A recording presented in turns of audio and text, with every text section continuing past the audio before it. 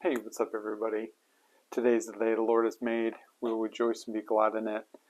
Today is Saturday, and tomorrow's the Lord's Day, so we're doing another Dogalogical today. And today's thought is going to be on dominance. Dun, dun, dun. So everybody has kind of their different takes on dominance and what it is and what it looks like and how does it equate to dog training, and people get either really wrapped around the axle with it or don't give it any credit at all. So I'm going to try and split the difference, talk about it a little bit, and then we're going to see actually what the Bible has to say about it, and then we're going to put the two together, and kind of see the cool thing I like being a Christian who does dog training is you're constantly seeing how Scripture talks to real life, and even all the way down to dog training, it speaks to it. So that's what we're going to talk about today. So what is dominance? What does it look like? And maybe where do people go off with it? So dominance, in short, is how dogs interact with each other and how they kind of assert rules and boundaries with one another. Typically, if you're looking at wolves, there's usually a set of parents. So there's a mom and a dad, and they have rules, and they institute those rules. They hold those rules mainly by their body language and their mouth. So biting or using posture to tell the other dogs in the pack what's acceptable and what isn't. You also will see this in a pack of dogs where maybe one is kind of the leader and another dog wants to kind of test that and maybe take over. You can have kind of a dominance, kind of a ritual. And it just looks different for different dogs in different situations. So dominance is not always a dog pins another dog to the ground and does this. Sometimes it's just posturing, right? Being really stiff. Sometimes it's a head over the top of the shoulder of another dog just to kind of say, hey, just letting you know, still run the show around here. Sometimes you'll actually see that with two dogs playing, and a third dog maybe thinks things are getting a little out of hand. They will come in and sometimes just posture, and the other two dogs will see that if that dog is running the show and will stop what they're doing. So it's very, sometimes it's very subtle and you can almost miss it. So that's kind of we could have a whole stinking podcast on what that looks like and what it's about. And I'm not the expert on all things dominance, but in the dog world you kind of get little snippets of it. And it's our job as the owners and the handlers to see when is it appropriate, when is it not. A lot of times owners think that their dog is being dominant with them, and that's totally possible if you've allowed the dog to do whatever it wants, and then just one day you're like, this is enough of this, I need to get my house back.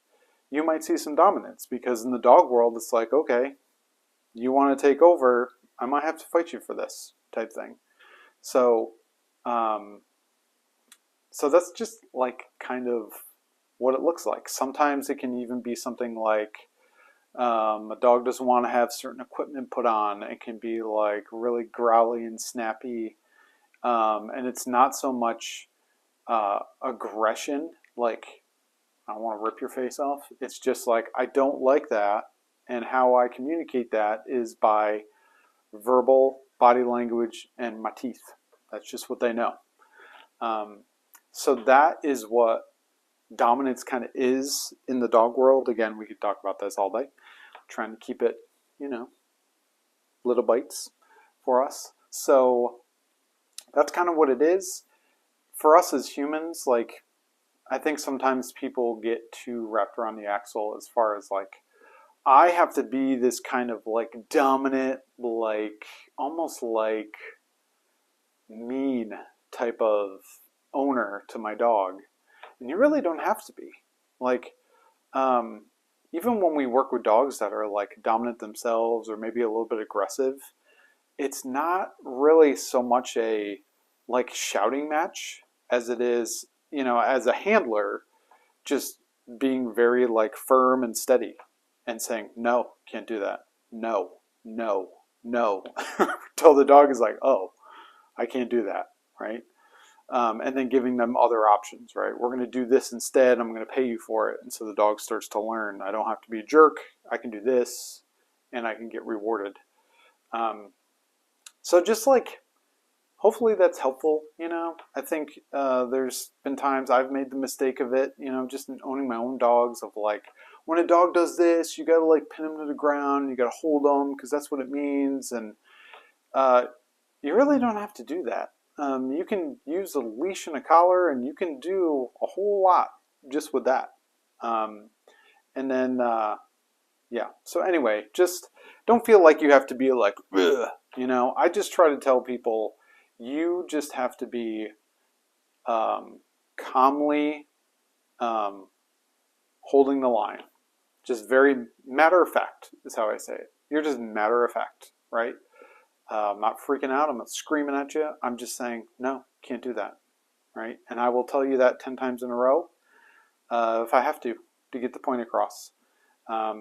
Some dogs get it the first time. Some dogs like take that 10 times to be like, well, I'm going to try it and see if this guy sticks to his guns. The more consistent you are, the more the dog understands, and the more you gain that leadership with them. So hopefully that makes sense. If you got questions, let me know. So what in the world does this have to do with being a Christian? What in the world does the Bible have to say about dominance, right? Because a lot of people, I think, get this wrong and misunderstand what Scripture's actually saying. So what we're actually going to look at is Psalm 8. And Psalm 8 tells us that God has made mankind a little bit lower than the angels, right? So you have God, Father, Son, and Spirit, the triune God. You have angels in the heavenly realms, and you have mankind that God has created in His image to do what? To glorify Him in how we take care of this world that He's given us, right? So everybody has that responsibility, whether you're a Christian or not. It's next level if you have repented from your sin and trust in Jesus, because now you really understand what you're supposed to do and what your calling is. But even the, pagan guy that lives on the other side of the world, believe it or not, God has created that person, that guy, that gal, to steward the earth. And here's the word, take dominion. Dun, dun, dun. Right? So what does that mean? What does it mean to take dominion? We hear the word dominate and we think wrestling, headlock, taking you down, I'm going to dominate you. That's really not what it is. Taking dominion is taking ownership of what God has given you to steward, to take care of, and to be responsible with it in a way that glorifies Him. So in dog training, if we have a dog that is reactive, aggressive, or just like out of control, right? Jumping on people, he's knocked grandma over 5 times, he counter surfs, he does all these things. My job as a just man dog trainer, but as a Christian man dog trainer, is to go into that situation and take dominion over it, right? So you are trusting me to take care of that dog. I'm going to take dominion over that dog in that situation by saying, that's not acceptable anymore. This is what is acceptable.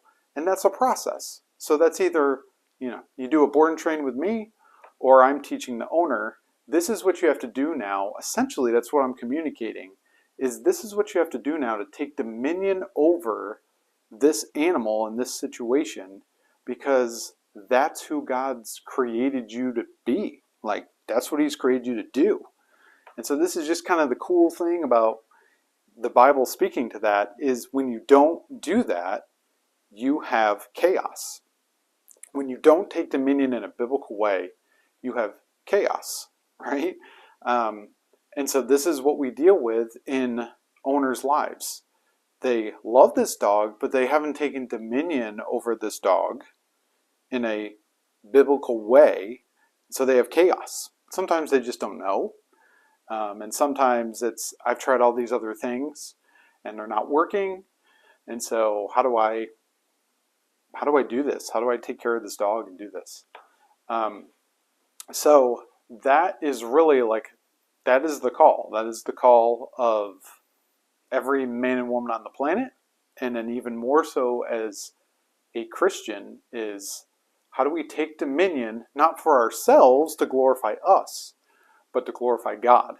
And if you're a follower of Jesus Christ, then it's like, it's even more so, because I'm following the Good Shepherd who told me to shepherd what he's given me well, and to be a good steward of it, and to take dominion.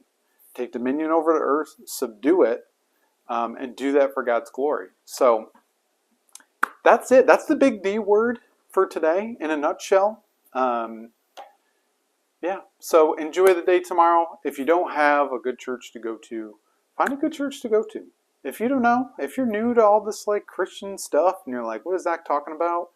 Hit me up. I'd be glad to talk to you either about dogs or about Jesus or both. We can do both.